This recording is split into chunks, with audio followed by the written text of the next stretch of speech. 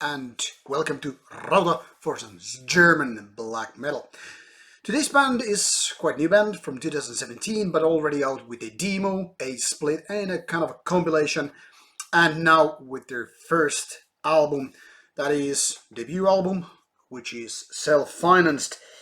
Der Schwarze Hort is the name of this nice looking digipack.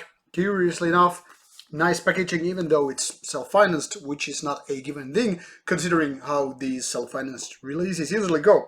Another interesting fact is that this album is quite good. Let's get straight away mentioned here, and yet still this is self-financed. I don't totally understand why, but that's beyond my knowledge and beyond the scope of this review. So let's start taking a look on this fine release.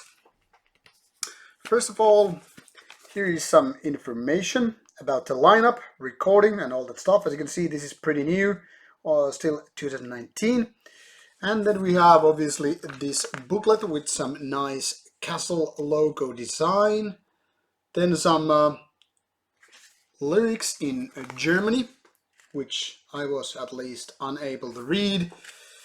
And then finally we have some lineup image here for your viewing pleasure, and some more lyrics to go with, and then it's time for the actual CD and yet another lineup image. And if you're wondering what lies behind the CD, on the CD tray there is some boots and a knife. No, that's not a knife, that's a dagger. Oh, well, that joke probably goes way too far.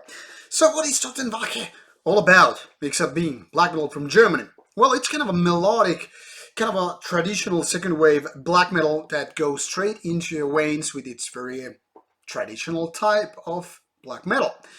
That is to say that when we're talking about melodic parts here, this is quite catchy in fact. It's pretty much the same kind of vein that, for example, Satanic War Master does its music, only a little bit less raw. So this is not one of those bands or albums which is really raw in nature and kind of a primitive and still sounding quite harsh, but more into kind of a easy listening, right to the point kind of black metal. If you don't know what kind of bands I'm talking about, think of like Totenwache, but maybe this is a little bit more polished sound, which actually fits this album very well. To be honest, when we're talking about the sound here, I must underline the fact, well, this is a fact more than opinion, I guess.